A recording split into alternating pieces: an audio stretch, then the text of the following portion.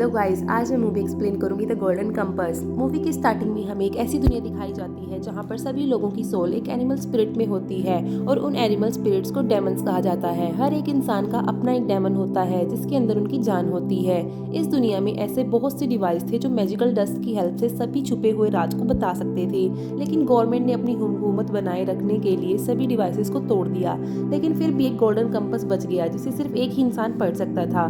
Scene एक छोटी सी बच्ची लारा पर शिफ्ट होता है जो अपने दोस्तों के साथ खेल रही होती है। लारा और उसका दोस्त रोजर बिली कोस्टा नाम के बच्चे से बचकर अपने घर की तरफ भागते हैं। लारा बिली को धमकाती है कि अगर तुम हमारे पीछे आए तो तुम्हें और तुम्हारे डेमन को बहुत बुरी सजा मिलेगी।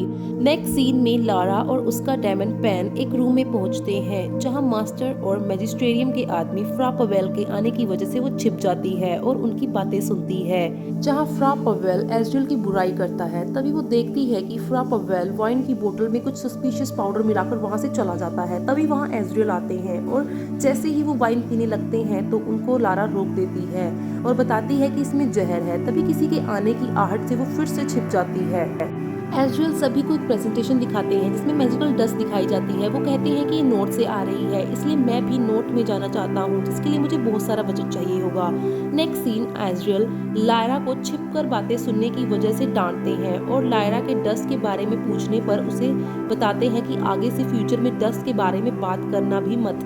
रोजर और लायरा आपस में बातें करते हैं कि गॉबलर्स बच्चों को उठा ले जाते हैं, जहां लायरा रोजर को प्रॉमिस करती है कि अगर वो तुम्हें उठाकर ले गई तो मैं तुम्हारी हेल्प करूंगी। डाइनिंग हॉल में मास्टर लायरा को क्लासेस मिस करने से मना करने हैं और तभी वहां मिस कूल्टर आ जाती है जो लायरा का साथ देती है। लायरा से बातें करते हुए मिसेस कूल्टर बताती है कि मैं वेयर्स के किंग रोजर से मिल चुकी हूँ जो खुद को इंसान समझते हैं और अब अपने लिए अलग से एक डेमन मांगते हैं।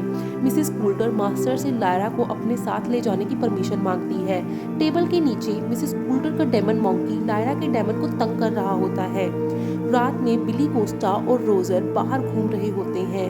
बिली अपने डेमन रैट को कॉलेज के अंदर देखने भेजता है कि तभी मिसेस कूल्टर का डेमन आकर डेमन रैट को पकड़ लेता है और बिली का दम घुटने लगता है। नेक्स्ट सीन में मैजिस्ट्रेरियम के कुछ लोग दिखाई जाते हैं जो इस बात पर बहस कर रहे होते हैं कि हमें अपनी हुकूमत को बनाए रखने के लिए एज़्रियल को डस्ट के बारे में पता लगने से रोकना होगा और अपने रास्ते में आने वाली हर मुसीबत को खत्म करना होगा। और मिसेस कूल्टर हमारा यह काम कर रही है और इस काम में हम बच्चों और उनके डेमन्स के जरिए अंजाम दे सकते हैं। हम बच्चों और उनके डेमन्स को उनसे अलग कर देंगे। नेक्स्ट सीन में मास्टर आकर लायरा को गोल्डन कंपास देकर कहते हैं कि ये तुम्हारे लिए ही बना है और ये कंपास तुम्हें सच्चाई दिखाएगा और मिसेस कूल्टर को इसके बारे में पता नहीं चलना चाहिए। मिसेस कूल्टर और लायरा नोट जाने के लिए रवाना होती हैं। लायरा मिसेस कूल्टर के साथ बहुत एंजॉय करती है। मिसेस कूल्टर लायरा से उसके बैग को घर में पहनने से मना करती हैं, लेकिन जब लायरा ऐसा करने से मना करती है तो मिसेस कूल्टर उस पर गुस्सा करती हैं और उनका डेमन मॉन्की लायरा के डेमन पैन पर हमला करता है, जिससे लायरा को भी तकलीफ होती है और लायरा मिसेस कूल्टर से माफी मांगती है। लायरा अपने रूम में जाकर बहुत रोती है तो डेमन पैन कहता है कि डस्ट का नाम लेते ही डेमन मॉन्की चौकन्ना हो गया था और उसने अपने कमरे में कुछ छिपाया है। जब दोनों रूम में जाकर देखते हैं तो उन्हें एक डॉक्यूमेंट मिलता है जिस पर उन्हें पता चलता है कि मिसेस कूल्टर ही गॉबलर है और उस डॉक्यूमेंट में उन सभी बच्चों के नाम होते हैं जो गायब हो जाते हैं, जिनमें बिली कोस्टा और रोजर का भी नाम होता है। जैसे ही मिसेस कूल्टर आकर लायरा को बुलाती है तो वो देखते हैं कि मॉन्की डेमन वहाँ नहीं है। वो उनके रूम में गोल्डन कंपास के साथ होता है जिसे पैन और लायरा छीनकर खिड़की से भाग जाते हैं। मिसेस कूल्टर अपने गार्ड्स को लायरा और पैन को ढूंढने भेजती है जो उसे जाल में पकड़ लेते हैं, लेकिन कुछ इजिप्शियंस लोग आकर लायरा को बचा लेते हैं, जिनमें से एक बिली की मॉम माँ कोस्टा भी होती है। माँ कोस्टा बताती है कि हम तुम्हारे साथ हैं और अब तुम हमारे साथ लॉर्ड फा से मिलने चलो जो कि इजिप्शियंस के किंग है। लॉर्ड फा बताते हैं कि इजिप्शियंस और एज़्रियल अच्छे फ्रेंड हैं और गॉबलर्स के दुश्मन। लायरा सबको गोल्डन कंपास दिखाती है। एक इजिप्शियन समझाते हैं कि इसे कैसे यूज किया जाता है, लेकिन उसे खुद वो यूज नहीं कर पाते क्योंकि कोई खास इंसान ही इसका इस्तेमाल कर सकता है। लायरा उसे इस्तेमाल करके देखती है और कुछ दिखाई उसे देता है।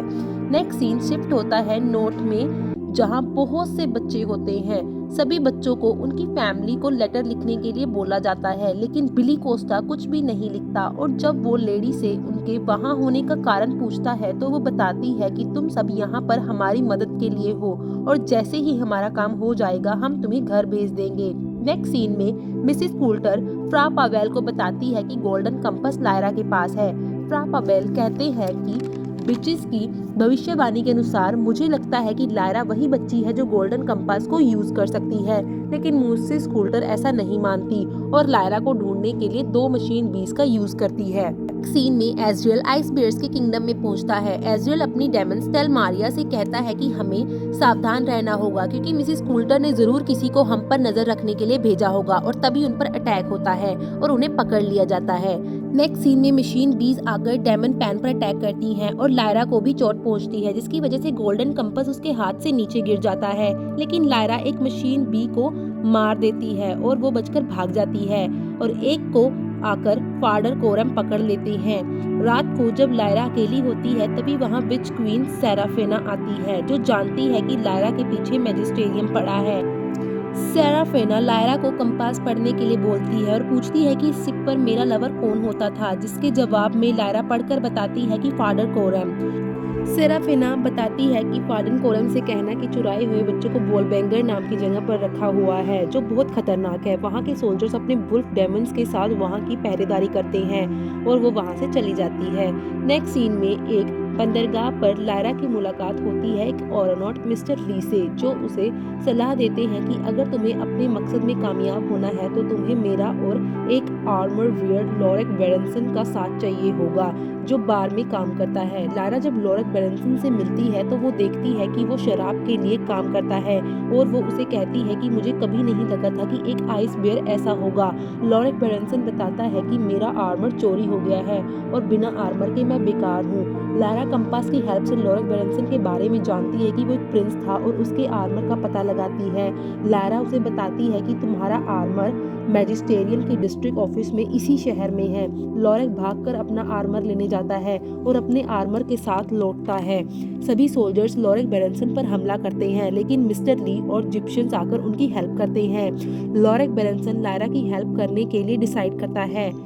वोलबैंगर की तरफ आगे बढ़ते रात में लायरा और बाकी सभी कैंप में रुकते हैं। लायरा गोल्डन कंपास में कुछ देखती है और लॉरेक बेरेंसन के पास जाकर उसे बताती है कि मैंने देखा यहाँ से कुछ दूर एक घर है जहाँ भूत रहते हैं और उनका गॉबलर्स और रोगल से कुछ लेना देना है। वो कहती है कि तुम मुझे अपने ऊपर बिठाकर वहाँ ले चलो और फिर वापस ले आना।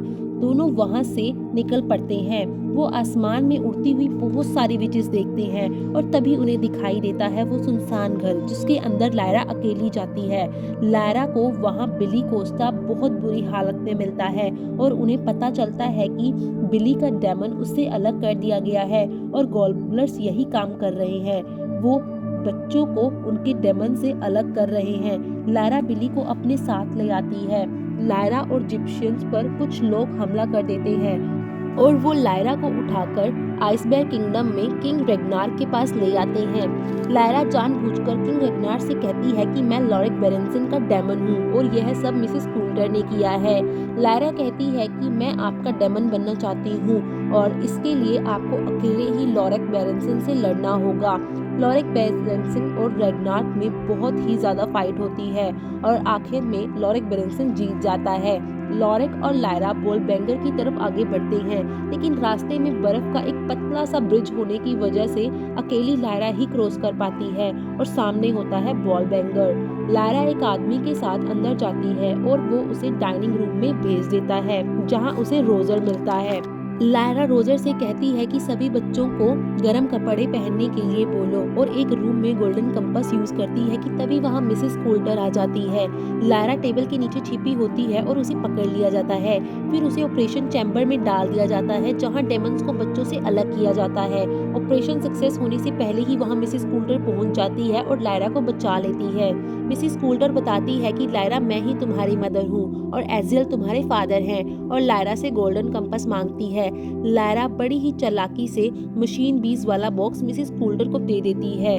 मशीन बी के हमले से मिसेस कूल्टर बेहोश हो जाती हैं। लायरा भागकर ऑपरेशन चैम्बर्स के बटन्स को ऑन कर उसे तोड़ देती है जिससे वहां एक विस्फोट होता है और सभी बच्चे वोलबैंगर से बाहर निकल जाते हैं, लेकिन वहां के गार्ड अपने वुल्फ डेमन्स के साथ उन्हें रोकते हैं और बच्चों पर अटैक करने वाले होते हैं कि तभी वहां लॉरेक बेरेंसन आ जाता है और बच्चों की हेल्प करता है। विचेस की फौज भी आकर सभी बच्चों की मदद करती है और साथ में ही मिस्टर ली और जिप्शियंस लोग भी आकर सबकी हेल्प करते हैं। लारा और रोजर और लॉरेक एजरियल को मिसेस ली के साथ ढूंढने निकल पड़ते हैं और यही हमारी मूवी की एंडिंग होती है।